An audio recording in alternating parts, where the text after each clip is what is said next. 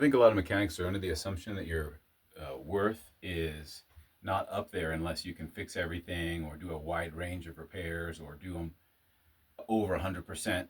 What I want you to consider is this: anything that you do that's a billable hour is what your worth is. So keep that in mind on the negotiation table, that you might just be doing PDIs, pre-delivery inspections. You might just be doing DOT inspections. If you're doing them efficiently, then they're billing out your hour. So never forget that.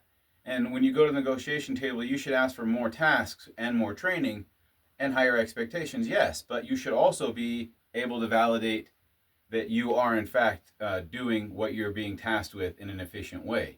So don't think that you don't deserve money, because you do. Because the billable hour is the same billable hour that they're charging on a lot of the other same repairs that you may not know how to do, but you're doing this one and you're doing it well.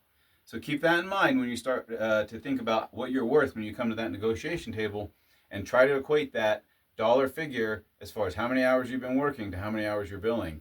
And then, if one last thing I will mention is, you need to be honest with yourself. This is not an easy conversation to have with oneself, but I think it's important. It's important to look at yourself in the mirror and say, hey, where do you need to grow? What aren't you good at? What should you do more of on your own so that you can ask for that greater amount of money?